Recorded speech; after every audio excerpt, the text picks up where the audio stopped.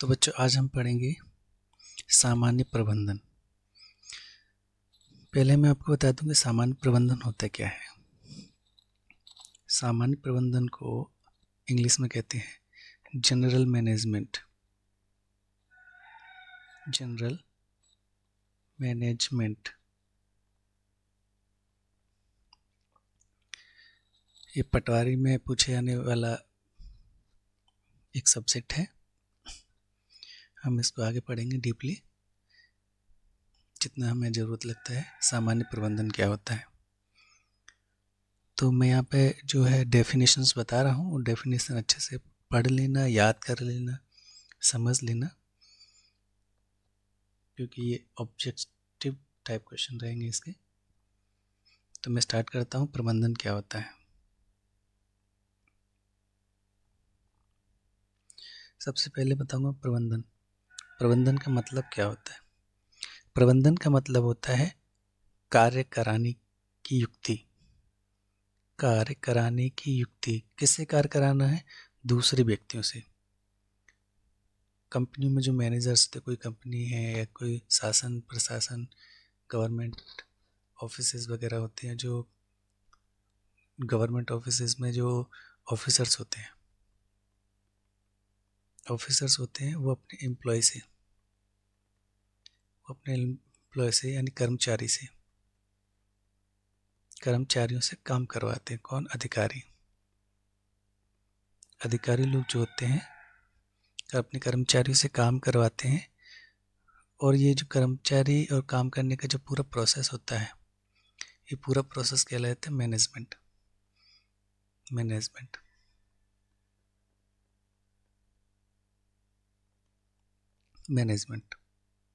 इसलिए इसको प्रबंधन कहते हैं। प्राइवेट कंपनियों में भी ऐसा होता है। जो मैनेजर्स होते हैं, HR होते हैं, वो अपने एम्प्लॉय से काम कराते हैं। तो ये पूरी प्रक्रिया जो होती है मैनेजमेंट कहलाती है। मैनेजमेंट में जैसे जो लोग एम्प्लॉय होते हैं, कर्मचारी होते हैं, वे सभी व्यक्ति जो कार्य करने में लगे हुए होते हैं या कार्य करने योग्य हैं, जनशक्ति कहलाते हैं। जनशक्ति में कौन रहते हैं? एम्प्लॉयज आते हैं, काम करने वाले लोग आते हैं, जनशक्ति कहलाते हैं।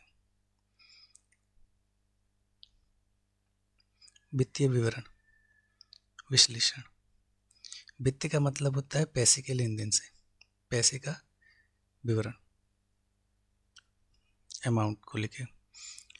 वित्तीय विवरण का विश्लेषण, वित्तीय विवरणों से निष्कर्ष निकालना एवं प्रबंधी उपयोग करना क्या कहलाता है? वित्तीय विवरण विश्लेषण।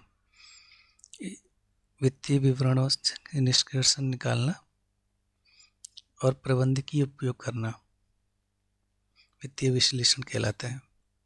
जो हमने काम किया उसको एनालिसिस करना पड़ता है कि हमने क्या किया, क्या नहीं किया। जैसे आप लोगों को स्टूडेंट हैं, स्टूडेंट को रात को सोने से पहले एनालाइज करना चाहिए कि आज हमने कितना पढ़ा, कितना नहीं पढ़ा, हमें कितना पढ़ना चाहिए, जितने को हम सक्सेस ले सकते हैं। इस तरीके से जो एनालिसिस किया जाता है, अगर वो अमाउंट को लेके किया जाता है तो वित्तीय विवरण हो गया। किसी काम को लेके करना, किसी चीज़ को लेके करना है तो विवरण इस पे विश्लेषण हो गया। किसी चीज़ को विश्लेषण करते हैं। किस अवधारणा का तर्क है कि उपभोक्ताओं को व्यापक रूप से उपलब्ध और सस्ते उत्पाद पसंद आएंगे? विपणन अवधारणा का तर्क उपभोक्ता को व्यापक रूप से उपलब्ध, जैसे कोई भी प्रोडक्ट है, कोई भी सामान है, कोई भी चीज़ या काम है, उपभोक्ता यानी उपभोग करने वाले यानी यूजर्स को। उपभोक्ता किसको कहते हैं? यूजर्स को व्यापक रूप से उपलब्ध कराना, मतलब इजीली फॉर्म में अवेलेबल कराना और सस्ते उत्पाद पसंद आएंगे। जैसे कि कोई भी उत्पाद है, कोई भी चीज़ है जो ह्यूमन लोगों को यूज़ में की जाती है। जो यूज़ करते हैं, यूज़ करने के लिए कुछ चीज़ें महंगी आती हैं, कुछ चीज़ें अवेलेबल नहीं हो पाती। जैसे भारत में पेट्रोल है, डीजल है, वो अवेलेबल नहीं हो पाता है, जबकि उसके यूज़र बहुत सारे हैं। तो यूज़रों को इजीली और चीप रेट पर अवेलेबल कराना विपणन अवधारणा कहलाती है। विपणन अवधारणा कहलाती है। यहाँ पे ये टर्म्स याद रखना, सस्ते उत्पाद और उपभोक्ताओं को व्यापक रूप से उपलब्ध, ये विपणन अवधारणा कहलाती है। विपणन अवधारणा कहलाती है। तकनीकी, मानव और वैचारिक, ये तीनों प्रबंधक के आवश्यक कौशल हैं, इसके द्वारा पहचाने गए हैं। रॉबर्ट के कल्ज ने बताया कि टेक्निकली, ह्यूमनली और मेंटली, ये तीनों जो है मैनेजमेंट के टूल्स होते हैं, आवश्यक कौशल्स होते हैं। क्या क्या तीन होते हैं? एक technically plus human plus mentally, तीनों जो हैं इनका कॉम्बिनेशन जो होता है कौशल कहलाता है, यानी टूल्स कहलाता है। किस चीज़ के? मैनेजमेंट के।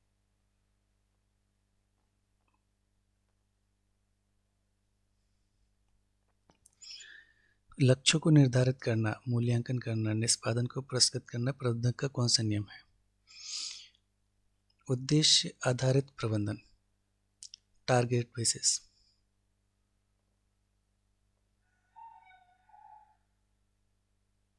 Target based management.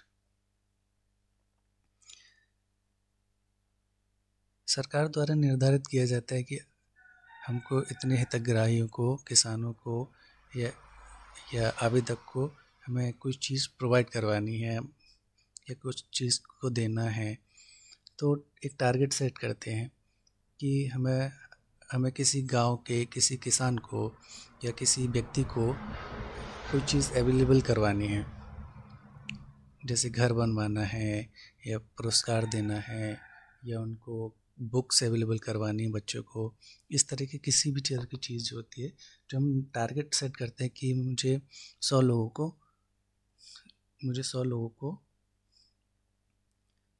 को घर बनवाना है। तो घर बनवाना है तो हमने 100 लोगों के लिए टारगेट फिक्स कर दिया कि लक्ष्य का निर्धारण कर दिया कि 100 लोगों को घर बनवाना है। अब उनका मूल्यांकन करना है। मूल्यांकन किया जाता है कि उनको कैसे प्रोवाइड करवा सकते हैं उस चीज़ को प्रोवाइड करवाने के लिए हम उसको काम करेंगे, टारगेट सेट करेंगे कि हमको इतना समय में इतनी चीज़ को टारगेट करना है। और सब कुछ होने के बाद में जब निष्पादन होता है कि हमने उस टारगेट को अचीव कर लिया है, 100 लोगों को जो टारगेट दिया गया था वो अचीव कर लिया गया है, तो फिर टारगेट जो हैंडल होता है, जिसने टारगेट अचीव किया है, उसको पुरस्कृत करना कहलाता है। उसको पुरस्कृत किया जाता है कि हमने ये टारगेट दिया था और आपने वो टारगेट को अचीव कर लिया हुआ है। तो ये होता है उद्देश्य आधारित प्रबंधन, टारगेट बेस्ड मैनेजमेंट। लेखांकन का मुख्य उद्देश्य क्या आता है? सभी पक्षकारों को वास्तविक परिणामों से अवगत कराना। ये लेखांकन का मुख्य उद्देश्य है। जो अलग अलग टीम्स होती हैं, अलग अलग टीम्स को, सभी पक्षकारों को, अलग अलग टीम्स को वास्तविक परिणामों से अवगत कराना होता है कि हमारी रियलिटी क्या है। लोगों को रियलिटी बताना, पक्षकारों को वास्तविकता बताना, यही वास्तविक परिणामों से अवगत कराना लेखांकन का मुख्य उद्देश्य रहता है। लेखांकन का मुख्य उद्देश्य वास्तविक परिणामों से अवगत कराना। प्रतिबिंब परीक्षण, स्थिति संबंधी परीक्षण और उद्देश्य सहित परीक्षण के प्रकार हैं। व्यक्तिगत परीक्षण जो होता है इंडिविजुअल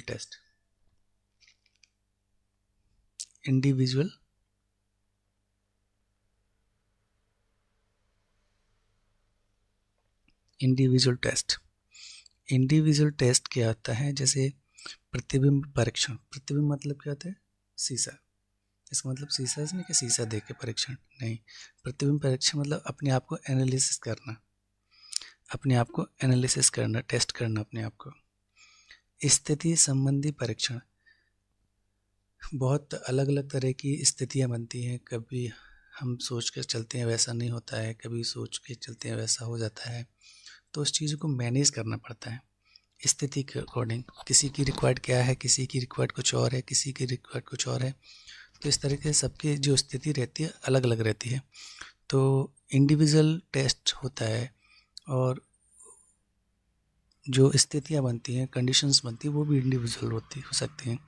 ज़रूरी नहीं कि सबकी प्रॉब्लम्स एक हो, सबकी अलग अलग प्रॉब्लम्स होती है, सबकी अलग अलग समस्याएं। तो स्थिति संबंधी परीक्षण और उद्देश्य सहित परीक्षण, जब हम कोई परीक्षण रखते हैं, अपने को एनालिसिस करते हैं, स्थिति अलग अलग आती है और हम उस उद्देश्य से जिस टारगेट बेस या जिस चीज़ को अचीव करना चाहते हैं, उद्देश्य सहित परीक्षण भी किया जाता है।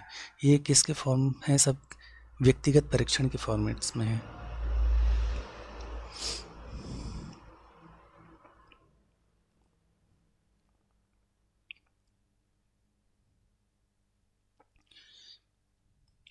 डॉक्टर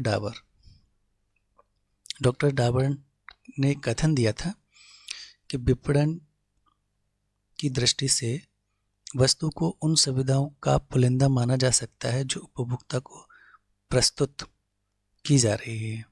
ये कथन डॉक्टर डाबर ने कहा था। विपणन की दृष्टि से वस्तु को उन सुविधाओं का पुलिंदा माना जा सकता है। यहाँ पुलिंदा वर्ड आके है, पुलिंदा माना जा सकता है जो उपभोक्ता को प्रस्तुत किया जा रही है। जो उपभोक्ता मतलब यूजर्स को प्रस्तुत की जा रही है,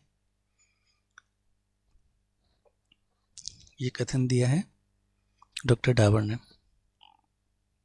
पुलिंदा से मतलब होता है access, large quantity access.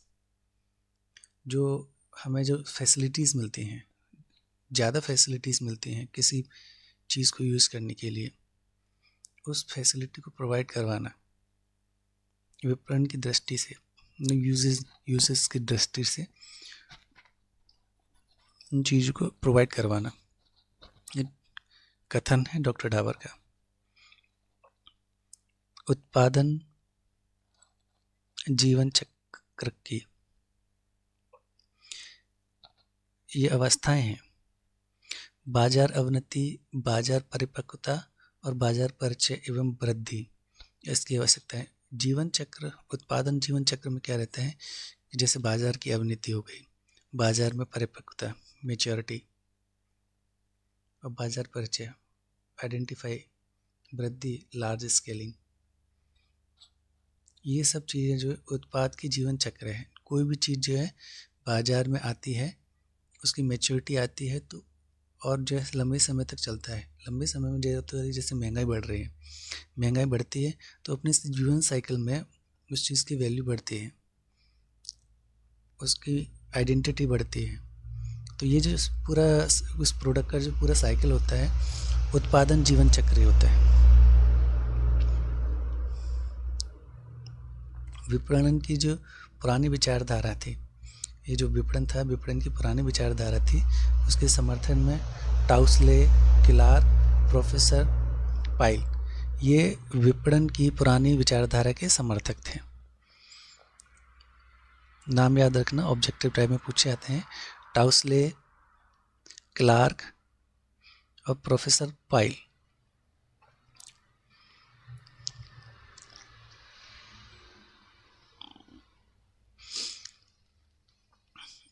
Adam Smith ने कहा कि सभी उत्पादों का एकमात्र अंत उद्देश्य है उपभोग। उपभोग मतलब कंज्यूम, मतलब यूज। सभी उत्पाद मतलब प्रोडक्ट्स।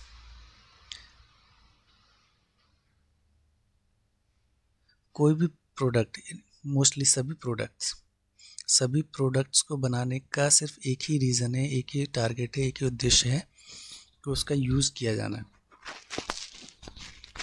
जो प्रोडक्ट्स बनाए जाते हैं वो यूज़ करने के लिए बनाए जाते हैं। ये कथन एडम स्मिथ ने दिया था। बिना यूज़ की कोई भी चीज़ नहीं बनाई जाती। जो भी ज़्यादातर मोस्टली जो भी चीज़ें रहती हैं वो यूज़ करने के लिए बनाई जाती हैं। यूज़लेस चीज़ का नहीं बनाया जाता।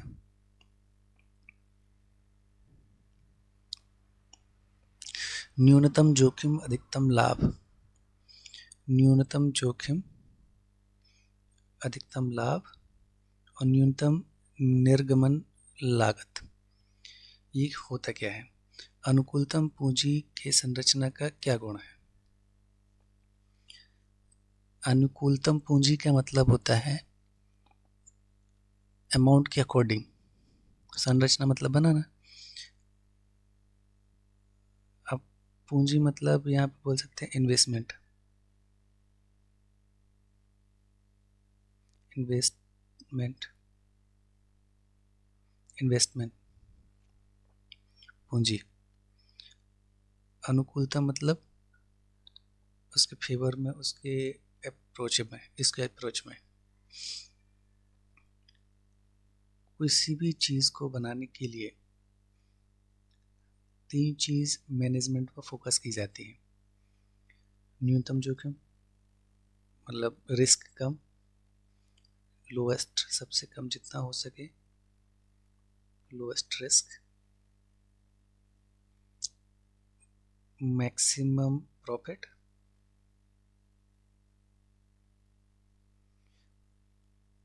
न्यूनतम निर्गमन लागत, लोएस्ट कॉस्ट। ये 3 चीज़ें हैं किसी चीज़ को बनाने में, डिज़ाइन करने में, इसको मॉडिफाई करने में, ये उसके अप्रोचेबल इन्वेस्टमेंट से है। मतलब 100 बात की एक बात कहें, पूरा जो मामला है सबसे कम रिस्क में ज़्यादा लाभ हो और सबसे कम पैसा खर्च हो, ऐसी चीज़ों को बनाने के लिए अनुकूलतम पूंजी की संरचना का गुण होता है। वित्तीय विश्लेषण का उद्देश्य क्या है? वित्तीय विश्लेषण का उद्देश्य क्या होता है? लाभदायकता, शोधन क्षमता, प्रबंधकीय निर्णय का मूल्यांकन। वित्तीय मतलब अमाउंट को लेकर होता है, अमाउंट को विश्लेषण करना। अमाउंट का विश्लेषण क्यों करते हैं? ताकि हमें पता चले कि हमें लाभ कितना हो रहा है, प्रॉफिट कितना हो रहा है। शोधन क्षमता, शोधन क्षमता मतलब हम कितना एनालिसिस कर सकते हैं। जैसे हमारे पास सोर्स कम है और हम एनालिसिस कर रहे हैं बड़े लेवल पे, तो क्या रहता है, ये विश्लेषण करने जो शोधन क्षमता है हमारी कम है और हम ज़्यादा का शोधन कर रहे हैं, ज़्यादा अमाउंट को लेकर शोधन कर रहे हैं, तो हम यहाँ प्रॉफिट मार्जिन कम मिल पाता है, प्रॉफिट हमको कम हो पाएगा। प्रबंधकीय निर्णय, हमें ये डिसाइड करना होगा कि हमें किस तरह से मैनेज करना है उस चीज़ को, उसका मूल्यांकन का मैनेज कैसे करना है। तो ये जो तीनों चीज़ें हैं वित्तीय विश्लेषण के आधार पर रहती हैं। उनका उद्देश्य ये रहता है कि हमें लाभदायक है कि नहीं, हमारी जो लिमिट है उसमें हम शोधन कर सकते हैं या नहीं, मैनेजमेंट डिसीजन का वैल्यूएशन करना, ये जो होता है वित्तीय विश्लेषण होता है। निर्णय लेने की प्रक्रिया का तीसरा चरण क्या है? कार्यवाही के लिए पाठ्यक्रम, कार्यवाही के लिए पाठ्यक्रम। निर्णय लेने की प्रक्रिया, ध्यान रखना, निर्णय लेने की प्रक्रिया का 3rd स्टेप होता है कार्यवाही के लिए पाठ्यक्रम। कार्यवाही मतलब एग्जीक्यूशन। किसी चीज़ को करने के लिए हमें कितना स्टडी मटेरियल चाहिए होगा, कितना स्टडी मटेरियल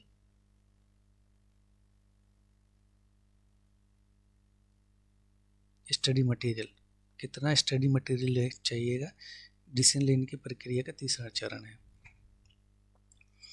वित्तीय प्रभावन क्षमता के लिए पूंजी के किस स्रोत का उपयोग किया जाता है?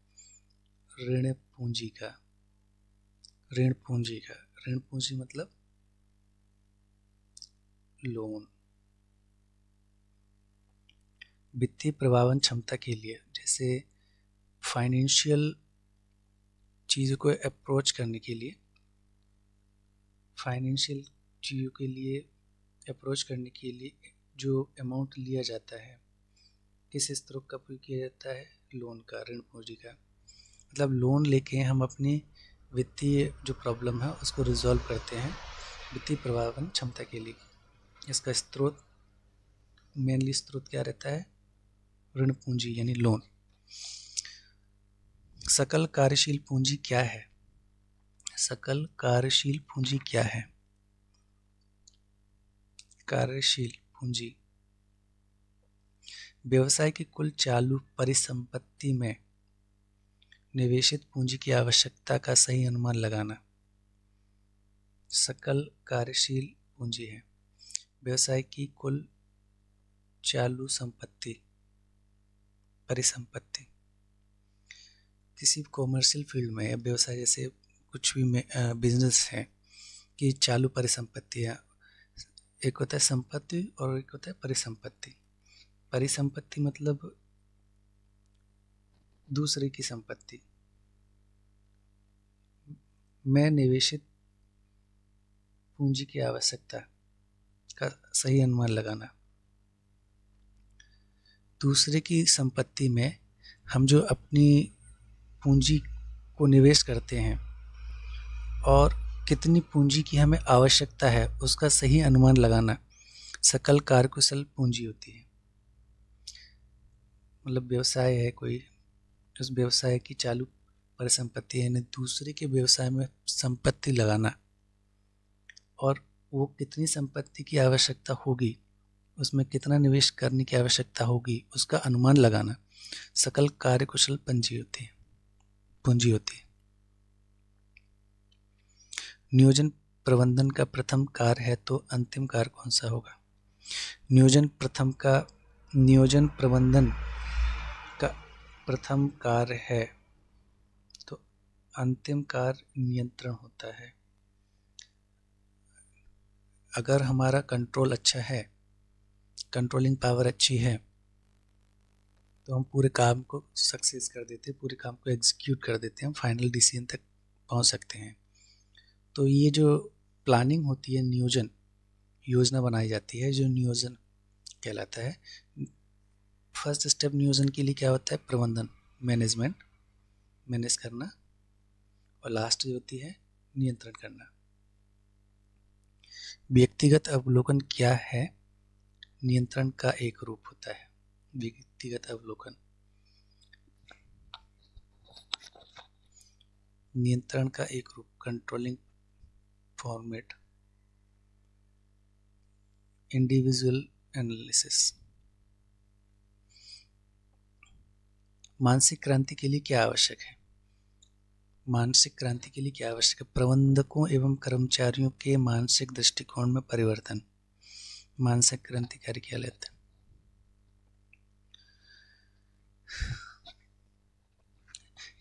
इन जनरल देखा होगा कि ऑफिस में जो एम्प्लॉय काम करते हैं उनका सबका दृष्टिकोण अलग अलग रहता है। कुछ नज़रिए से देखता है, किस नज़रिए से काम को देखता है। तो जो मैनेज करने वाले होते हैं, इन मैनेजमेंट प्रबंधकों और कर्मचारी यानी एम्प्लॉयज़ के मानसिक दृष्टिकोण को, इनके मेंटली दृष्टिकोण में परिवर्तन करना होता है। जैसे कर्मचारी और मैनेजमेंट कहेंगे कि हम ये काम नहीं कर रहेंगे, हम ऐसा नहीं कर, ये वाला काम नहीं करेंगे, ये इसमें ये प्रॉब्लम है। तो उनका जो माइंड सेट है कि हम ये नहीं करेंगे, उसको चेंज करना, उसका माइंड सेट जो है डिस्टर्ब है, उसको चेंज करना। प्रबंधकों और कर्मचारियों के मानसिक दृष्टिकोण में परिवर्तन ला देना। नहीं कि ऐसा है, ऐसा नहीं ऐसा है, ये करना है या नहीं करना है, या ऐसा करना है। तो उनका जो दृष्टिकोण है नहीं करने का, उसको दृष्टिकोण करने में परिवर्तित करना मानसिक क्रांति के लिए आवश्यक होता है।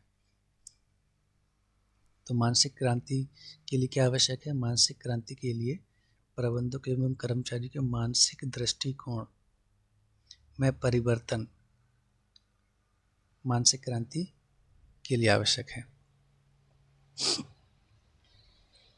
कार्मिक प्रबंधन मानव संसाधन प्रबंधन का स्थान किसने ले लिया है? कार्मिक प्रबंधन, मानव संसाधन प्रबंधन का स्थान। मानव संसाधन प्रबंधन एक तरीके से हम कह सकते हैं कि कार्मिक प्रबंधन होता है। कार्मिक प्रबंधन मतलब काम करने के लिए approachable management, human resources management को रिप्लेस किया गया है। मानव संसाधन प्रबंधन का स्थान किसने ले लिया है? कार्मिक प्रबंधन ने। स्थायी पूंजी के संबंध से क्या आशय है? स्थायी पूंजी के प्रबंधन से आशय स्थायी पूंजी की, स्थायी पूंजी के प्रबंधन से क्या आशय है? स्थायी पूंजी मतलब फिक्स्ड, स्थायी मतलब फिक्स, पूंजी मतलब अमाउंट या इन्वेस्टमेंट के मैनेजमेंट, मतलब फिक्स अमाउंट जो है या फिक्स इन्वेस्टमेंट है उसका जो मैनेजमेंट है वो स्थायी पूंजी के प्रबंधन से आशय है। स्थायी पूंजी के प्रबंधन से आशय स्थायी पूंजी की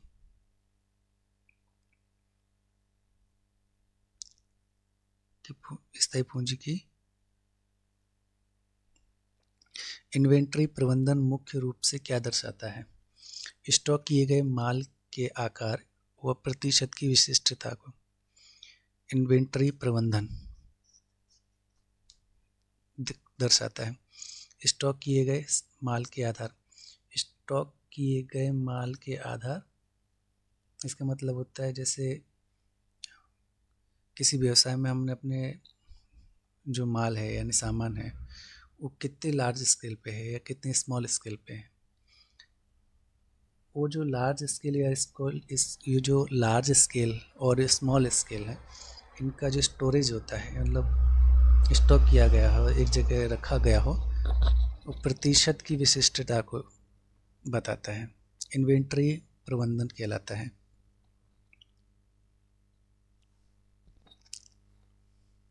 इन्वेंट्री मतलब निवेश, मतलब अमाउंट लगा के हमने स्टॉक किया है और उसकी जो परसेंटेज है वो प्रतिशत की विशिष्टता को बताता है। भारत में लेखा मानक एक किस विषय में व्याख्याता करता है? भारत में लेखा मानक एक किस विषय में व्याख्याता करता है? लेखांकन नीति का प्रकटीकरण, लेखांकन नीतियों का प्रकटीकरण भारत में लेखा मानक एक विषय में व्याख्याता करता है। लेखांकन नीति जो बताया था अभी मैंने, लेखांकन नीति का प्रकटीकरण, प्रकटीकरण means suddenly falls of act, एकदम से कोई रूल्स सामने आ जाता है, वो भारत में लेखा नियम की व्याख्याता करता है।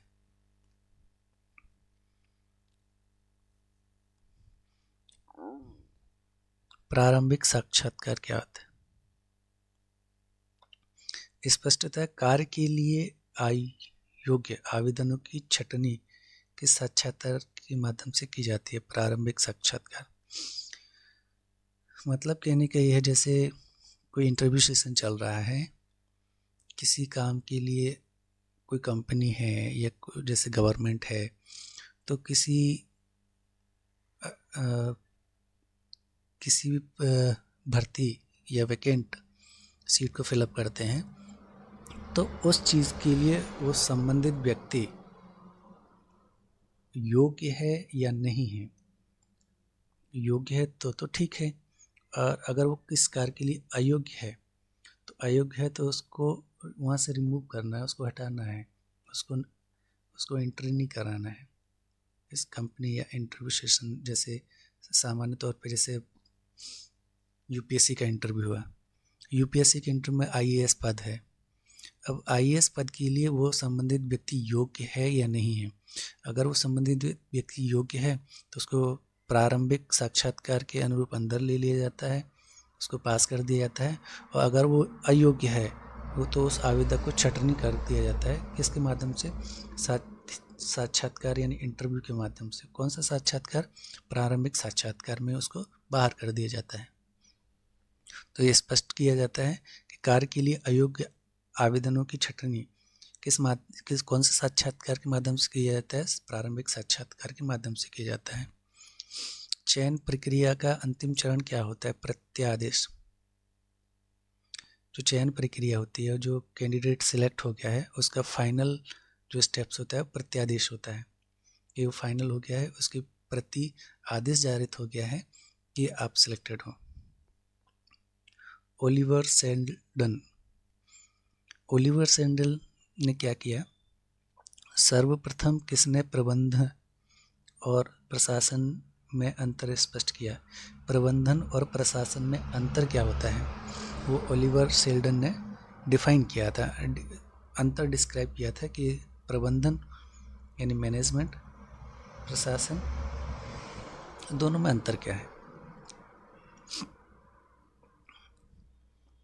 मानव संसाधन प्रबंधन एक उपक्रम क्या होता है? मानव संसाधन प्रबंधन, ह्यूमन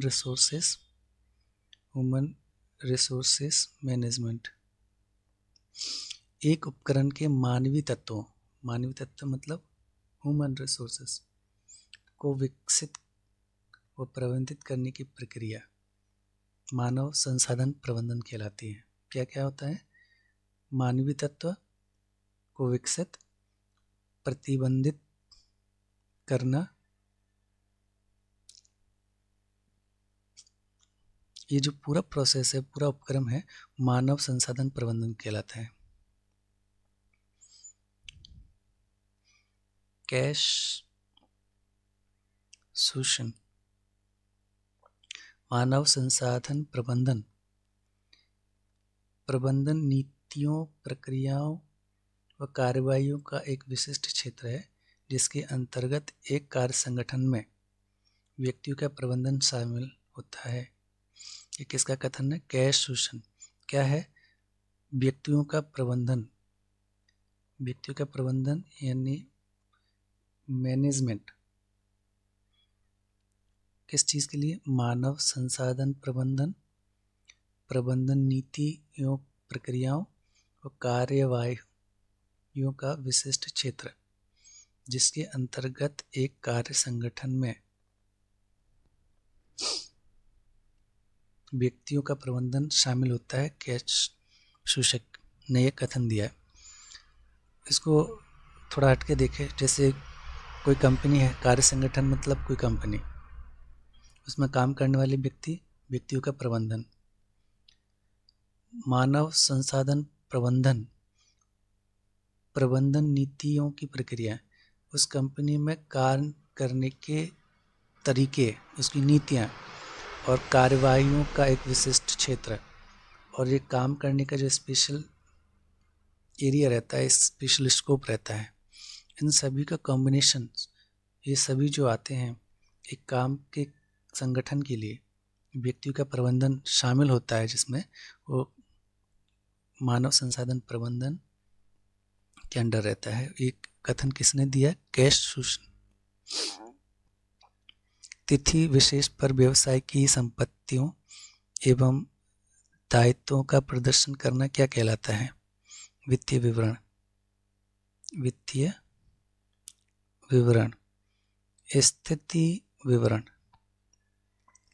तिथि विशेष पर व्यवसाय की संपत्ति एवं दायित्व का प्रदर्शन करना क्या कहलाता है? वित्तीय विवरण या स्थिति विवरण।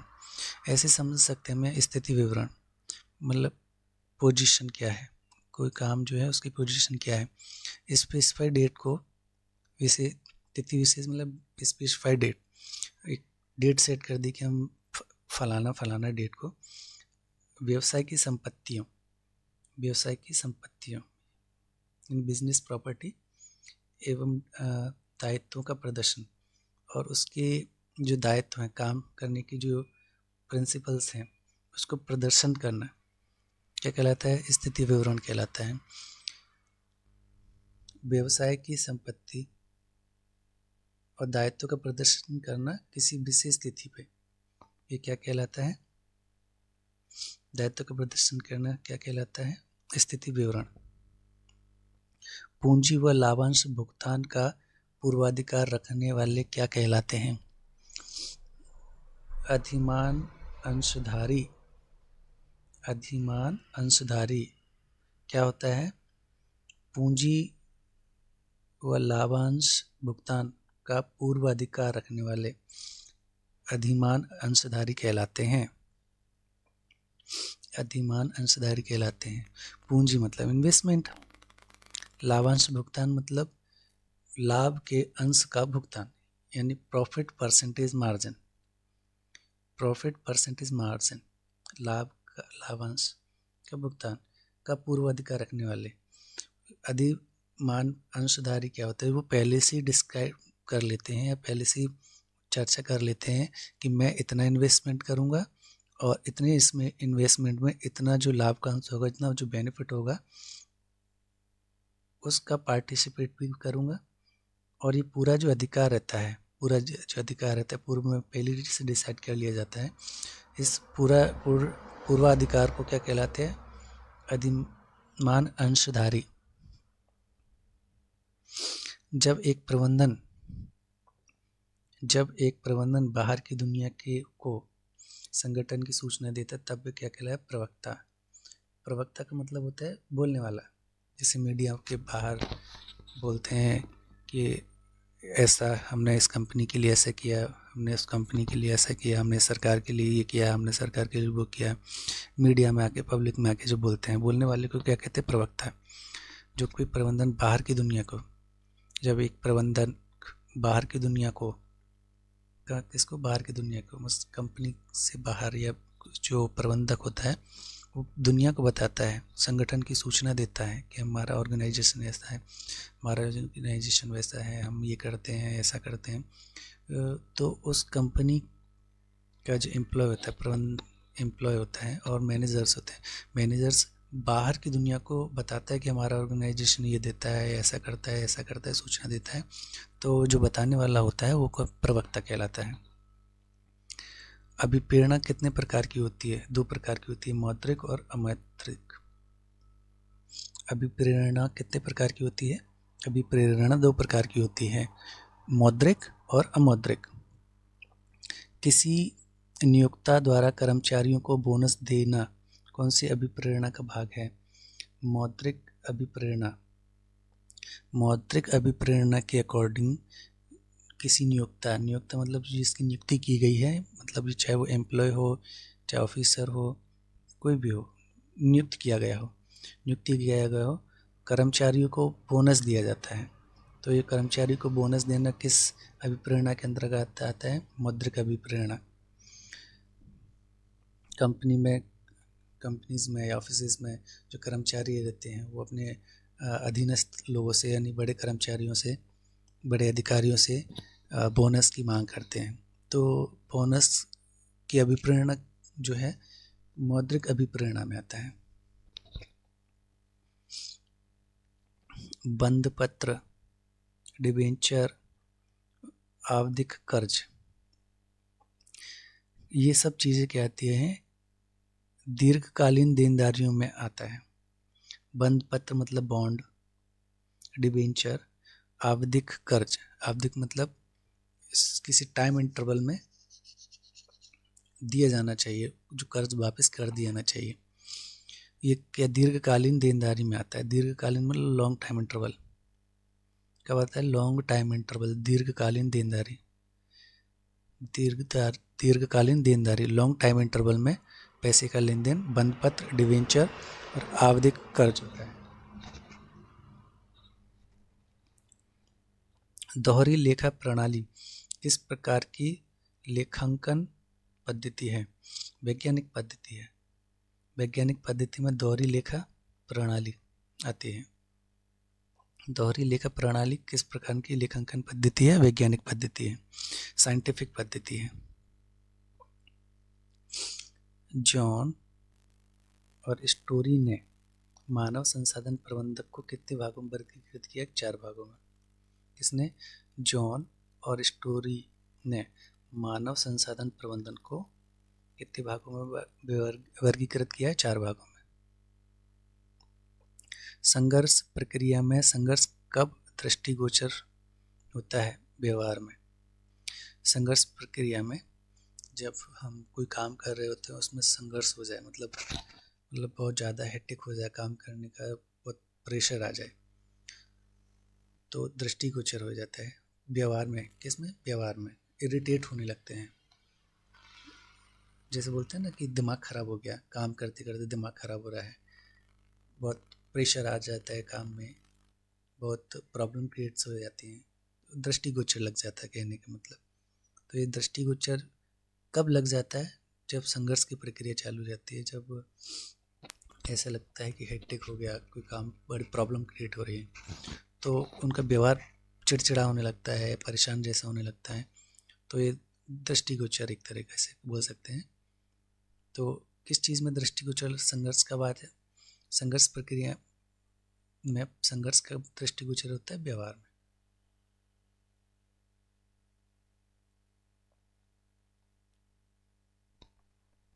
केंद्रीकरण। केंद्रीकरण क्या होता है? शक्ति का एक ही केंद्र में स्थापित होना क्या कहलाता है? केंद्रीकरण। शक्ति का एक ही केंद्र में स्थापित होना केंद्रीकरण कहलाता है। जैसे कमिश्नर्स होते हैं, कमिश्नर्स क्या होते हैं? सभी डिपार्टमेंट के अलग अलग कमिश्नर्स होते हैं, और कमिश्नर जो होता है वो हेड होता है किसी डिपार्टमेंट का। तो जो कमिश्नर है, कमिश्नर जो होता है वो हेड होता है किसी डिपार्टमेंट का, तो कमिश्नर को बोल सकते हैं केंद्रीकरण। शक्ति का एक ही केंद्र पर स्थापित होना, कमिश्नर के पास सारी शक्तियाँ सेफ रहती, सुरक्षित रहती, जब चाहे जिसे चाहे उस शक्ति का यूज कर सकता है। ये केंद्रीकरण कहलाता है, शक्ति का एक ही केंद्र में स्थापित होना केंद्रीकरण कहता है। ESOP का विस्तृत रूप क्या होता है? E मतलब एम्प्लॉय, S मतलब स्टॉक, O मतलब ऑप्शन, P मतलब प्लान। ESOP का फुल फॉर्म क्या होता है? Employ, stock, option, plan. प्रोत्साहन क्या व्यक्त करता है? नाम से स्पष्ट हो रहा है। प्रोत्साहन क्या व्यक्त करता है? निष्पादन से संबंधित विशेष प्रतिपूर्ति के भुगतान को व्यक्त करने के लिए। जब हम कोई टारगेट अचीव कर लेते हैं, कोई भी निष्पादन से संबंधित, मतलब किसी चीज़ को, टारगेट को अचीव कर लेते हैं, उस चीज़ को कंप्लीट कर लेते हैं, प्रतिपूर्ति कर लेते हैं, उसके भुगतान को व्यक्त करते हैं, तो प्रोत्साहन को हम दर्शाते हैं कि भाई ये प्रोत्साहन राशि है, ये प्रोत्साहन अमाउंट है, ये प्रोत्साहन पुरस्कार है। किस लिए दिया जा रहा है? क्योंकि आपने कोई जो टास्क दिया था, उस टास्क की प्रतिपूर्ति कर ली, यानी उस टास्क को कंप्लीट कर लिया है। तो ये जो कंप्लीट करने के लिए, उसको भुगतान करने को दर्शाने के लिए, उसने उस चीज़ को अचीव कर लिया, उसको दर्शाने के लिए प्रोत्साहन दिया जाता है। ये कुछ भी हो सकता है प्रोत्साहन, मतलब अमाउंट भी हो सकता है प्रोत्साहन, कोई प्राइस भी हो सकता है, कोई प्राइज़ भी हो सकता है, कुछ भी हो, सर्टिफिकेट भी हो सकता है, ये प्रोत्साहन कहलाता है। पूंजीगत व्यय बजट का उद्देश्य क्या है? पूंजीगत व्यय बजट का उद्देश्य क्या होता है? प्रत्येक परियोजना पर प्रतिफल की अपेक्षित दर की उपेक्षा करना पूंजीगत व्यय बजट का उद्देश्य होता है। कोई भी परियोजना है, जैसे नहर परियोजना कहने के लिए, सिंचाई नहर है, इत्यादि नहर है, कोई भी परियोजना है, फॉर एग्जांपल नदी परियोजना पर प्रतिफल की अपेक्षा, तो हमको पता है कि नदी योजना है या नहर योजना है, उसमें उसका जो नहर बनाने के बाद उसका जो प्रतिफल मिलेगा, मतलब रिजल्ट, और उसका यूजेस के बाद जो बेनिफिट्स होंगे, उसको जो हम इमेजिन करते हैं, उसका कैलकुलेशन करते हैं, उसको कैलकुलेशन करने पर उसका जो बेनिफिट का जो रेट आता है, उसकी जो अपेक्षित दर आती है, उसको उपेक्षा करना है या डिस्क्राइब करना है या डिस्कस करना है, तो पूंजीगत व्यय बजट का उद्देश्य होता है। कि हम इतने पे अमाउंट लागत राशि हम लगाएंगे और उसके होने पर लागत राशि लगाने के बाद हम उससे इतना अमाउंट रिटर्न कर सकते हैं, उतना अमाउंट बेनिफिट गेन कर सकते हैं। तो ये सब जो पूरी प्रक्रिया रहती है अमाउंट गेन करने की, हम लोग जो अपेक्षा करते हैं, हम कैलकुलेशन करते हैं, हम एक माइंड सेट करते हैं कि हमको इतना अमाउंट रिटर्न होगा या हमें इतना बेनिफिट रिटर्न होगा, उसकी जो अपेक्षा करते हैं वो पूंजीगत व्यय बजट का उद्देश्य होता है। वो मेन उसका उद्देश्य होता है कि हमको इतना रिटर्न बेनिफिट मिलेगा। चेक क्या है? एक विनिमय पत्र होता है। चेक क्या होता है? बैंक में हम जो लोग जो चेक देते हैं वो एक विनिमय पत्र होता है। इसके माध्यम से अमाउंट निकालते हैं, राशि निकालते हैं, वो एक विनिमय पत्र होता है। बाह्य घटक क्या होता है? बाह्य घटक वस्तु की प्रकृति, विपणन, निर्णयों को प्रभावित करने वाला कौन सा घटक है? बाह्य घटक। वस्तु की प्रकृति मतलब कोई जो वस्तु है वो किस नेचर की है। विपणन, निर्णयों को प्रभावित करने वाला, उसके विपणन निर्णय को प्रभावित करने वाला कौन प्रभावित करना? बाह्य घटक। यानी वस्तु की जो नेचर है उसके निर्णय को प्रभावित करने वाला घटक कौन सा था? बाह्य घटक। मतलब एक्सटर्नल एलिमेंट, मतलब बाहर की चीज़ें किसी चीज़ को अफेक्ट करती हैं, उसके नेचर को अफेक्ट करती हैं, ये कौन सा घटक कहलाता है? बाह्य घटक कहलाता है। हार्बिनसन ऐसे याद रखना है। मैनेजमेंट इन इंडस्ट्रियल वर्ल्ड नामक पुस्तक लिखी है। किसने लिखी है? हार्बिनसन ने एक बुक लिखी है। कौन सी लिखी है? Management in industrial world. Management in industrial world नाम की पुस्तक किसने लिखी है? हार्बिनसन ने। F.W. टेलर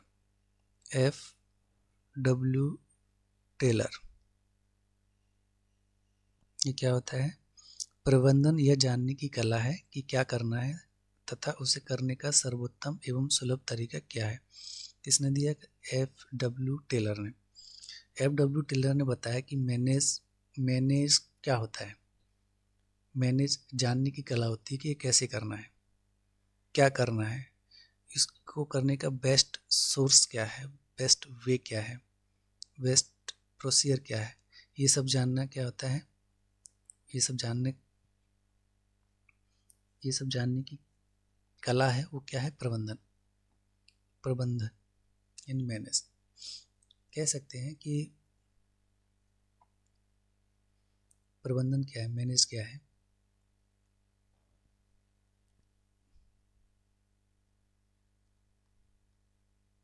मैनेज क्या है? प्रबंधन ये जानने की आर्ट, ये कला है कि क्या करना है प्लस उसको करने का सर्वोत्तम तरीका क्या है प्लस सुलभ तरीका क्या है।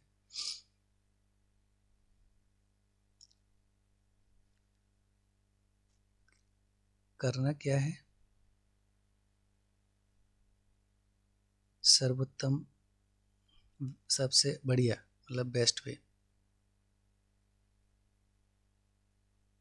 वे और इजीली तरीका मतलब प्रोसेस। क्या कहलाता है? मैनेज कहलाता है।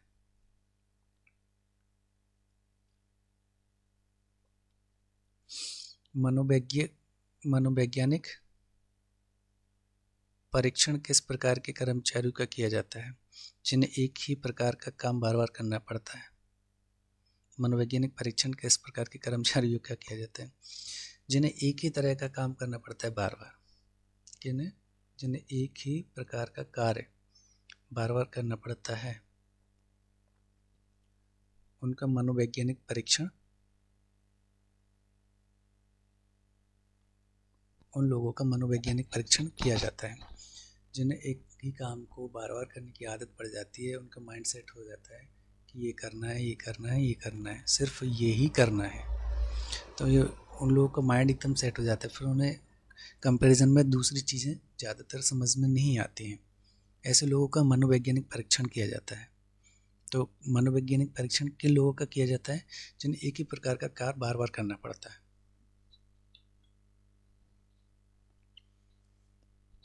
प्रतिबल साक्षात्कार क्यों लिया जाता है? ताकि प्रतिबल साक्षात्कार क्यों लिया जाता है? ताकि पता लग सके कि आवेदक जवाब में कैसा प्रदर्शन करता है। इंटरव्यू बहुत तरह के होते हैं। साक्षात्कार मतलब इंटरव्यू मतलब बहुत तरह के होते हैं। तो इंटरव्यू में ये पता लगा जाता है कि संबंधित जिसका इंटरव्यू लिया जा रहा है उसका नॉलेज कैसा है, उसकी हैंडलिंग पावर कैसी है, उसकी वर्किंग प्रोसेस कैसी है, वो डिप्रेशन में, तनाव में काम कर पाएगा कि नहीं कर पाएगा।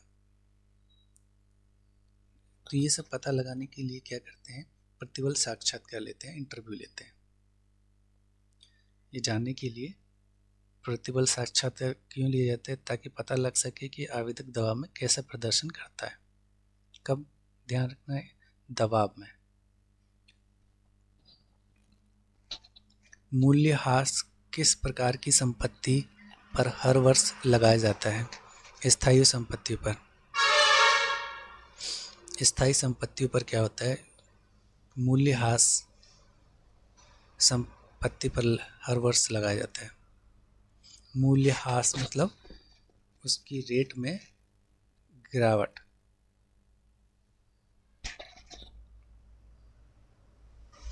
उसकी रेट में गिरावट। जो फिक्स्ड प्रॉपर्टी है, जो स्थायी प्रॉपर्टी है, उनकी हर वर्ष मूल्यह्रास होता रहता है। एक फिक्स्ड प्रॉपर्टी पर मूल्यह्रास कब लगाया जाता है? हर वर्ष लगाया जाता है। मूल्यह्रास किस प्रकार की संपत्ति पर हर वर्ष लगाया जाता है? स्थायी संपत्तियों पर। व्यवसाय में लाभ। जब आय व्यय से अधिक हो जाए तब क्या होता है? व्यवसाय में लाभ होता है। क्या होता है व्यवसाय में? लाभ। जब आय व्यवसाय से अधिक, जब आय व्यय से अधिक, तब क्या होता है? जब आय व्यय से अधिक हो। व्यय मतलब खर्चा, आय व्यय मतलब खर्चा यानी कम, आय मतलब आवक यानी पैसे जो आते हैं। आवक ज़्यादा हो, खर्चा कम हो, तो ऑटोमेटिकली क्या होता है? लाभ होता है। लाभ कब ज़्यादा होता है? जब आय मतलब इनकम डिक्रीज हो, ज़्यादा हो, व्यय मतलब खर्चा वो कम हो, तो ऑटोमेटिकली जो माइनस कर देंगे दोनों का, वो क्या होता है? लाभ। न्यूनतम मजदूरी अधिनियम किस वर्ष पारित किया था? 1947। जिस वर्ष भारत देश आज़ाद हुआ था।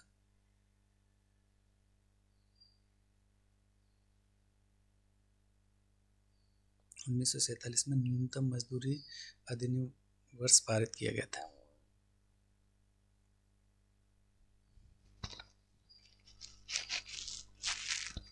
लेखांकन पुस्तकालय की कौन सी क्रिया है? उत्तरवर्तीय। लेखांकन पुस्तपालन की कौन सी प्रक्रिया है? उत्तरवर्तीय। खता बही क्या होता है? खता बही क्या है? खतों का एक समूह। खतों का एक समूह खता बही होता है। खता बही क्या होता है? खतों का एक समूह खता बही होता है। प्रबंधन प्रक्रिया क्या होती है? प्रबंधन प्रक्रिया क्या होती है? जब प्रबंधन के कार्य उनके तार्किक अनुक्रम में रखे जाते हैं तब इसे क्या किया जाता है? प्रबंधन प्रक्रिया कहलाती है। जब प्रबंधन के प्रकार और उनके तार्किक अनुक्रम में रखे जाते हैं, काइंड ऑफ मैनेजमेंट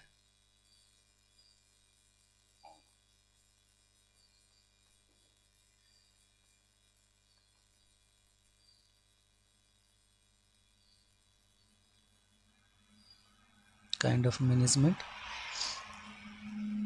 और उनकी रीजनेबल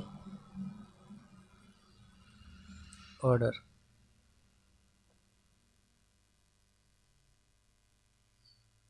रीजनेबल ऑर्डर अनुक्रम प्रबंधन के प्रकार और उनके तार्किक अनुक्रम में रखे जाते हैं तो इसे क्या कहलाता है? प्रबंधन प्रक्रिया कहलाती है। ये पूरी प्रक्रिया होती है, दोनों को मिला के वो क्या कहते हैं? Management process.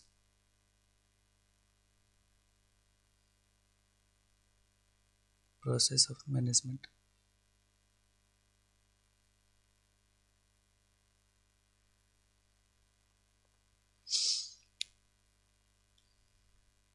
बंदरगाह श्रमिक रोजगार अधिनियम कब पारित किया गया था? 1948।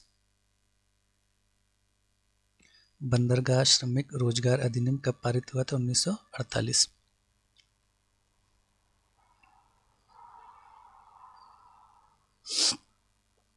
कार्य संबंधी ज्ञान। कार्य संबंधी ज्ञान कौशल विकास करना, कर्मचारियों की कार्य क्षमता में वृद्धि करना किसका उद्देश्य है? प्रशिक्षण का मतलब ट्रेनिंग का। ट्रेनिंग क्यों दी जाती है? किस ट्रेनिंग देने के पीछे का रीज़न क्या है? ट्रेनिंग देने के पीछे का रीज़न होता है जिस चीज़ के लिए ट्रेनिंग दी जा रही होती है उसका संबंधी ज्ञान, जिस चीज़ का कार्य किया जा रहा है उस चीज़ की ट्रेनिंग दी जा रही है उसका संबंधी ज्ञान।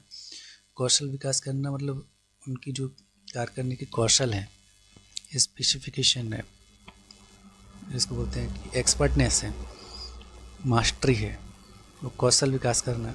और कर्मचारियों की कैपेसिटी बढ़ाना, कार्य क्षमता बढ़ाना, ये सभी जो चीज़ें हैं वो सभी चीज़ों का उद्देश्य पूरा करने के लिए प्रशिक्षण दिया जाता है कि प्रशिक्षण में आपको कैसे कौशल विकास करना है, कार्य क्षमता कैसे बढ़ानी है और उसका डीप नॉलेज कैसे लेना है, डीप नॉलेज क्या लेना है। इस तरीके से ये सब चीज़ें हैं वो प्रशिक्षण का उद्देश्य रहती हैं। इन सब चीज़ों के उद्देश्य से प्रशिक्षण दिया जाता है। अंतर्राष्ट्रीय व्यापार में डंपिंग का क्या अर्थ है? अंतर्राष्ट्रीय बाजार में डंपिंग का क्या है? वास्तविक उत्पादन लागत से कम दाम पर निर्यात। डंपिंग का मतलब होता है, एक तरीके से हम बोल सकते हैं, बाहर करना। किसी वास्तविक उत्पाद लागत से कोई वास्तविक उत्पाद है, ठीक, कोई प्रोडक्ट है, उसमें लागत से कम दाम पर निर्यात। मतलब कोई प्रोडक्ट है वो हमने बनाया 5 रुपये का और हम उसे भेज रहे हैं 3 रुपये में। कॉस्ट कितना आया था? 5 रुपये का। और हम उसको भेज कितने रहे हैं? सेल कितने का कर रहे हैं? 3 रुपये का। तो जो उसकी वास्तविक लागत उत्पादन की है वो ज़्यादा है और हम उसको कम दाम पर बेच रहे हैं, तो ये डंपिंग कहलाता है। अंतर्राष्ट्रीय बाजार में डंपिंग का क्या अर्थ है? कॉस्ट प्राइस ज़्यादा है, सेलिंग प्राइस कम है, तो हमें ऑटोमेटिकली जो होगा लॉस में जाएंगे, और यही डंपिंग कहलाता है।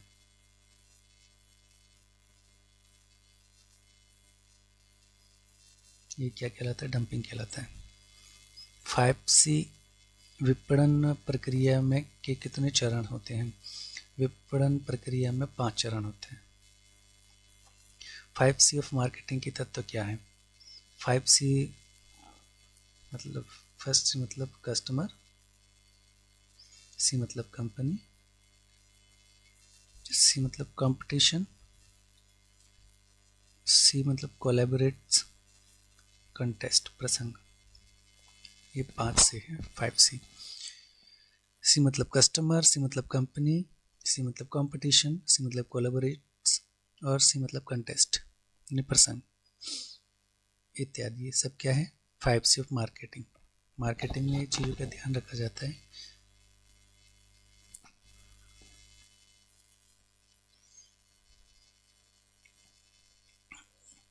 ऊपर से नीचे तक उच्च पदाधिकारियों एवं अधीनस्थों के संबंध को परस्पर संबंध करने की व्यवस्था क्या कहलाती है? पद सोपान। अधीनस्थों के संबंध को परस्पर संबद्ध करने की व्यवस्था क्या कहलाती है? पद सोपान। ऊपर से नीचे तक। इसको अच्छे से समझने के लिए क्या कर सकते हैं? जैसे गवर्नमेंट एम्प्लॉयज़ होते हैं, तो जो गवर्नमेंट एम्प्लॉयज़ में उनके जो उच्च पदाधिकारी होते हैं, तो वो अपने अधीनस्थों के संबंध मतलब ऑफिस में जितने लोग भी काम कर रहे हैं, अधीनस्थ मतलब पास, नज़दीकी में, अधीनस्थों के संबंध में जितने भी उनके संबंधी हैं, मतलब जो काम कर रहे हैं, उनके परस्पर संबंध करने की, उनको जो मैनेज करने की व्यवस्था को क्या कहते हैं? पद सोपन। उनको मैनेज करने के लिए जो व्यवस्था की जाती है उसको पद सोपन कहते हैं। बाजार के लिए नीति बनाना, बाजार का मूल्यांकन, नए उत्पाद पर नजर रखना, संदर्भित करना, विपणन पर्यावरण कहलाता है। बाजार के लिए नीति बनाना, बाजार का मूल्यांकन, नीति बनाना मतलब बाजार में ट्रेंड क्या है, ट्रेंड बनाना।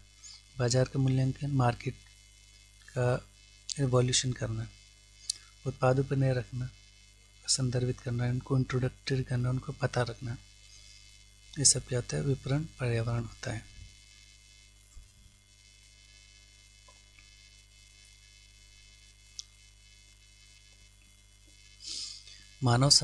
मानव प्रबंधन की आंतरिक चुनौतियाँ कौन सी होती हैं?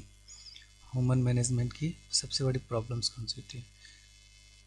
चुनौतियाँ कौन सी? चुनौतियाँ आंतरिक, जो इंटरनली रहती हैं, सबको नहीं दिखती हैं। जो मैनेजमेंट होता है उसको, वर्कर्स को दिखती हैं। मानव प्रबंधन की आंतरिक चुनौतियाँ: श्रम संघ, पेशेवर संस्थाएं और संगठन की संस्कृति। ये तीनों चीज़ें मेनली रहती हैं। किसी भी संगठन से जब काम कराना है तो श्रम संघ, उनका जो संघ होता है, वो सबसे बड़ी चुनौती है।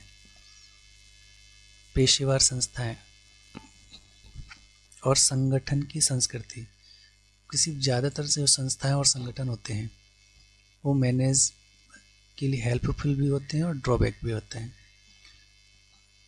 हेल्पफुल होते हैं तो बहुत अच्छी बात है, लेकिन अगर ड्रॉबैक होते हैं तो बहुत प्रॉब्लम वाली बात है। कंपनीज के या किसी संगठन के कर्मचारियों को जो प्रॉब्लम आती है काम करने के लिए, तो वो क्या जाता है? अपने संघ के पास जाता है। वो कहता है कि हमारा ऐसा काम है, हमारा वैसा काम है, हम ये नहीं कर पाएंगे, हम वो नहीं कर पाएंगे। इस तरह के जो आर्गूमेंट्स होते हैं, तो जो संघ होते हैं वो संघ की तरफ से निष्कासित, मतलब किसी चीज़ का निराकरण ढूंढते हैं कि हम ऐसा करेंगे। तो जो पेशेवर संस्थाएं होती है वो, और जो संगठन की संस्कृति होती है कि हमारी संस्कृति के अगेंस्ट हम नहीं जाएंगे, हम ऐसा नहीं करेंगे। तो ये सब जो प्रॉब्लम्स होती हैं वो सबसे बड़ी चुनौतियाँ होती हैं, और ये आंतरिक चुनौतियाँ होती हैं मानव प्रबंधन की। वितरण के उपयुक्त चैनल का चयन करना बिक्री प्रबंधन का एक सामान्य उद्देश्य रहता है। ये क्या रहता है? बिक्री प्रबंधन का एक सामान्य उद्देश्य होता है वितरण के उपयुक्त चैनल का चयन करना। बाहरी सूचना, फॉर्म में भरी गई ग्राहक की प्रतिक्रिया किस प्रकार की सूचना है? बाहरी सूचना। इसको बोलते हैं कि जैसे फीडबैक भी कह सकते हैं, या कोई फॉर्म फिल करते हैं उसकी प्रतिक्रिया देते हैं, यानी फीडबैक बोल सकते हैं इसको। फीडबैक क्या होता है? बाहरी सूचना होता है। फॉर्म में भरी गई ग्राहक की प्रतिक्रिया किस प्रकार की सूचना है? बाहरी सूचना होती है। मानव प्रबंधन की बाहरी चुनौती क्या है? आर्थिक, वैधानिक, प्रौद्योगिकी और राजनीतिकी। ये बाहरी चुनौतियां हैं। जो आंतरिक चुनौती हमने अभी पढ़ी थी ऊपर, और यहाँ पे कौन सी है? बाहरी मतलब आर्थिक मतलब अमाउंट, पोजीशंस, वैधानिक मतलब साइंटिफिकली, प्रौद्योगिकी मतलब टेक्निकली, राजनीतिक मतलब पॉलिटिकली। ये सभी बाहर की चुनौतियां हैं जो ह्यूमन मैनेजमेंट को अफेक्ट करती हैं। मानव संसाधन में परंपरागत सिद्धांत बाहर होते जा रहे हैं। ये क्या है? ये क्या दर्शाता है कि विशिष्टीकरण एवं कुशलता ही संगठन का ढांचा निर्धारित कर रही है।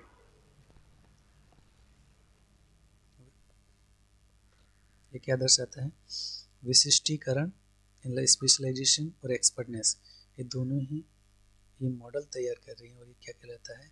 मानव संसाधन के परंपरागत सिद्धांत के बाहर होते जा रहे हैं। जो सिद्धांत है उनको खोते जा रहे हैं। जो ट्रेडिशनल कंसेप्ट्स होते हैं उनको मानव संसाधन खोते जा रहा है, और स्पेशलाइजेशन और एक्सपर्टनेस उनको निर्धारित कर रही है। किसी भी काम को एक अच्छे से करना और स्पेशलाइजेशन के अनुरूप करना, ये ढांचा निर्धारित करती है, किसी भी चीज़ का कवर अप करती है। और ये कवर अप जो करती हैं वो परंपरागत सिद्धांत से बाहर होते जा रहे हैं, मतलब अपनी संस्कृति खोते जा रहे हैं, लेकिन ढांचा जो तैयार कर रहे हैं वो एक्सपर्ट और स्पेशलाइजेशन के अनुरूप कर रहे हैं। रोजनामचे एवं अन्य सहायक पुस्तकों से खाता बही में प्रविष्टियां करने की प्रक्रिया क्या कहलाती है? खतौनी मतलब रोजनामचे एवं अन्य सहायक पुस्तक से खाता बही प्रविष्टि यानी एंट्रीज कि क्या किया, खाता बही में क्या किया, आज अपनी एंट्री की, प्रविष्टियाँ की, उसकी प्रतिक्रिया जो होती है, जिसमें ये दिखाया जाता है कि सहायक पुस्तक से खाता बही की, रोजनामचे की, ये खतौनी के लिए कहलाती है। प्रक्रिया जो प्रविष्टि करने की प्रविष्टि करने की प्रक्रिया क्या कहलाती है? खतौनी। किसी कर्मचारी के कार्य की प्रशंसा करना तथा पुरस्कार देना क्या कहलाता है? अभिप्रेरणा दी जाती है। किसी कर्मचारी के कार्य करने की प्रशंसा करना और पुरस्कार देना, अभिप्रेरणा मिलती है कि आपने ऐसा काम किया, आपने इतना अच्छा काम किया, आपको नाम पुरस्कार किया जाता है, आपको पुरस्कार दिया जाता है इत्यादि। ये सब जो चीज़ें रहती हैं वो अभिप्रेरणा के अनुरूप रहती हैं। समता पर व्यापार क्या होता है? समता पर व्यापार स्थिर लागत पर ऋण कोषों का प्रयोग करना समता पर व्यापार कहलाता है। स्थिर लागत पर ऋण कोषों का प्रयोग मतलब हम बैंक से लोन लेके हमने फिक्स अमाउंट यूज किया, ये समता पर व्यापार कहलाता है। टेलर ने क्या कहा? टेलर ने कहा, किसने कहा कि बजट एक निश्चित अवधि के लिए सरकार की वित्तीय योजना है? टेलर ने। बजट पर एक निश्चित अवधि के लिए सरकार की वित्तीय योजना है। निश्चित अवधि मतलब जो हम अमाउंट वगैरह सेंक्शन करते हैं वो एक निश्चित टाइम इंटरवल पीरियड पर करते हैं कि हमें 5 लाख का लोन चाहिए, तो हमें इतने टाइम इंटरवल में चाहिए, हम इतने टाइम इंटरवल में आपको लोन का अमाउंट वापस कर देंगे। तो ये जो कहलाता है कि किसने सरकार की वित्तीय योजना है, किसने बताई थी? टेलर ने। वित्त प्रशासन के अभिकरण हैं। वित्त प्रशासन मतलब अमाउंट। वित्त प्रशासन के अभिकरण है विधायिका, कार्यपालिका, वित्त विभाग, लेखा परीक्षण विभाग और सांसदीय समितियां। ये सभी वित्त प्रशासन के अभिकरण हैं। अभिकरण मतलब एलिमेंट्स हैं।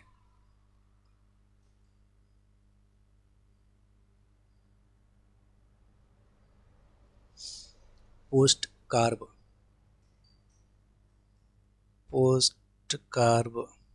सिद्धांत का प्रतिपादन किसने किया? लूथर गुलिक। पोस्ट कार्ब सिद्धांत का प्रतिपादन किसने किया? लूथर गुलिक ने। पोस्ट कार्ड का पूर्ण रूप क्या है? पी मतलब प्लानिंग, ओ मतलब ऑर्गेनाइजिंग, एस मतलब स्टाफ, डी मतलब डायरेक्टिंग, कोऑर्डिनेटर, रिपोर्टिंग, बजटिंग। ये सभी क्या है, फुल फॉर्म है पोस्ट कार्प के। सब याद कर लेना आप लोग इसको। शून्य क्षमता पर व्यापार कम, शून्य क्षमता पर व्यापार कम। जब ऋण पूंजी अंश पूंजी बराबर हो तो क्या होता है, शून्य क्षमता पर व्यापार कम। जब ऋण पूंजी और अंश पूंजी बराबर हो।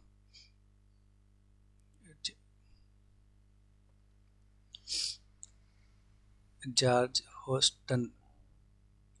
होस्टन क्या कहते हैं, विचारधारा का मानसिक जटिल व प्रत्यक्ष दर्पण है।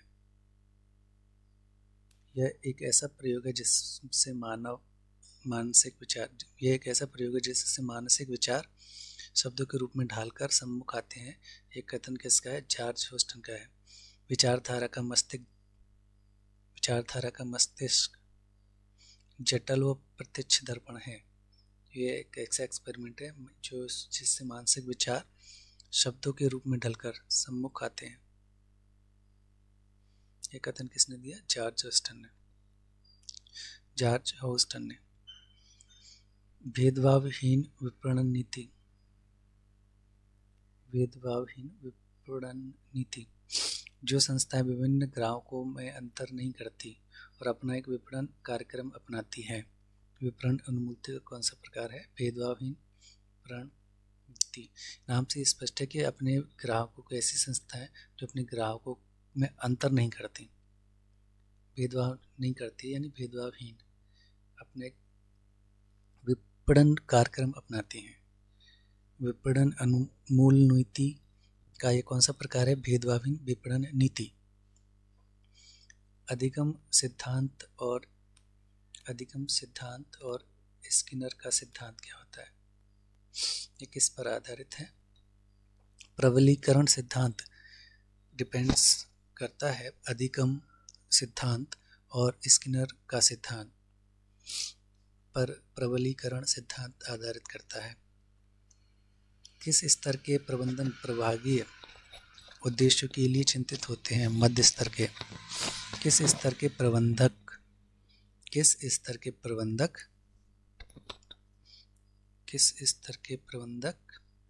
प्रभागीय उद्देश्यों के लिए चिंतित होते हैं, मध्य स्तर के प्रबंधक प्रभागीय उद्देश्यों के लिए चिंतित होते हैं। वे निर्माता जो सभी बाजारों में एक साथ पहुंचना पसंद नहीं करते हैं, कौन सी नीति का अनुसरण करते, केंद्रित विपणन नीति। वे निर्माता जो सभी बाजारों एक साथ पहुंचना पसंद नहीं करते हैं, कौन सी नीति का अनुसरण करते हैं, केंद्रित विपणन नीति। लाइन स्टाफ और प्रकार्यात्मक संगठन में प्राधिकरण के 3 मुख्य प्रकार कौन से हैं। लाइन, स्टाफ और प्रकार्यात्मक। बाजार को उप बाजारों में बांटना क्या कहलाता है, बाजार विभक्तिकरण। बाजार को उप बाजारों में बांटना क्या कहलाता है, बाजार विभक्तिकरण। वित्तीय विवरण की कितनी विधियां हैं, वित्तीय विवरण की कितनी विधियां हैं, 2। वित्तीय विवरण की 2 विधियां हैं, क्षैतिज अथवा समतल विश्लेषण और शीर्ष अथवा लंबवत विश्लेषण। याद रखना है, क्षैतिज अथवा समतल विश्लेषण, शीर्ष अथवा लंबवत विश्लेषण। वित्तीय विश्लेषण की 2 विधियां हैं।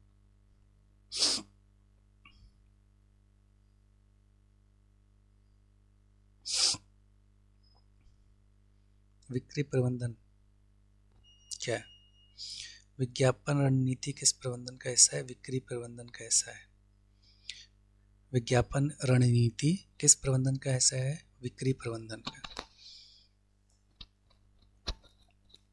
मानव संसाधन प्रबंधन के कार्यक्षेत्र कौन कौन से हैं, मानव संसाधन प्रबंधन के कार्यक्षेत्र कौन कौन से हैं, कर्मचारी चयन, कर्मचारी पारिश्रमिक, कर्मचारी प्रेरणा, स्वास्थ्य और कर्मचारी की सुरक्षा औद्योगिक संबंध, मानव संसाधन विकास मंत्री फंक्शंस इत्यादि। मानव संसाधन प्रबंधन के कार्यक्षेत्र कौन कौन से हैं? कर्मचारी चयन, कर्मचारी पारिश्रमिक, कर्मचारी प्रेरणा, स्वास्थ्य और कर्मचारियों की सुरक्षा, औद्योगिक संबंध, मानव संसाधन विकास मंत्री के फंक्शंस। लाभांश क्या आते हैं? वह धनराशि जो लाभ से नियमित रूप से कंपनी के शेयर धारकों को नगद या शेयर के रूप में भुगतान की जाती है, लाभांश कहता है। लाभांश मतलब लाभ का एक अंश, यानी part of benefits, partially part of benefits. वो क्या होता है? वह धनराशि जो लाभ के नियमित रूप से, वह धनराशि जो लाभ को नियमित रूप से कंपनी के शेयर धारकों को नगद या शेयर के रूप में भुगतान की जाती है, लाभांश कहलाती है। मनुष्य का व्यवहार सीखी हुई प्रेरणा से प्रभावित होता है। इस मान्यता पर आधारित कौन सा मॉडल है? पेवलोवियन मॉडल्स। पेवलोवियंस मॉडल मनुष्य का व्यवहार सीखी हुई प्रेरणा पर से प्रभावित होता है। इस मान्यता पर आधारित कौन सा मॉडल है? पेवलोवियन मॉडल्स।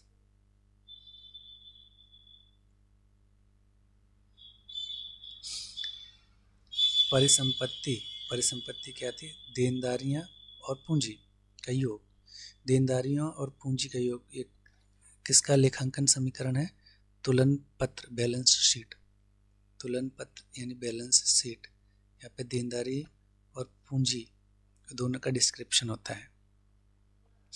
टैली भी क्या फॉर्मेट जैसा बोल सकते हैं इसको। मुख्य जनरल में क्या है? मुख्य जनरल में वे लेन देन जिनका लेखा अन्य किसी बही में नहीं है, अन्य किसी बही में नहीं होता है, उनका लेखा कहा जाता है मुख्य जनरल में। मुख्य जनरल में क्या कहता है? मुख्य जनरल में ऐसे लेन देन जिनका लेखा अन्य किसी बही में नहीं होता है। यदि फर्नीचर 50,000 रुपये, स्टॉक 30,000 रुपये, नगद 20,000 रुपये, 30,000 रुपये के लेन देन, तब स्वामी की पूंजी क्या होगी?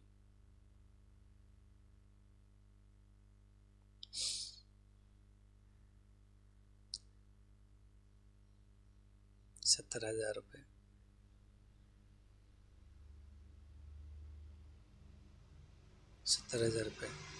यदि फर्नीचर 50,000 रुपये, फर्नीचर 50,000 रुपये का है, स्टॉक्स हो गए 30,000 रुपये के, नगद 20,000 रुपये, लेनदारी 30,000 रुपये।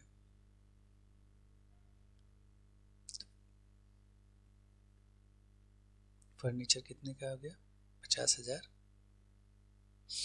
स्टॉक क्या है? स्टॉक एक फिक्स डिपॉजिट होता है, मतलब जमा किया हुआ होता है, तो उसको हम अलग लिखेंगे। नगद जो है यहाँ आएगा,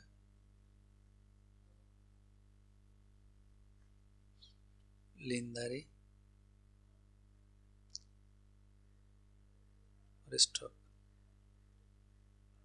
लेनदारी और स्टॉक जो है वो पूंजी में नहीं आती, ये पूंजी में नहीं आती।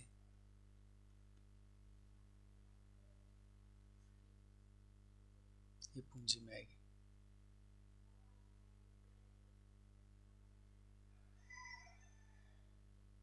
कितना आ जाएगा? 17,000।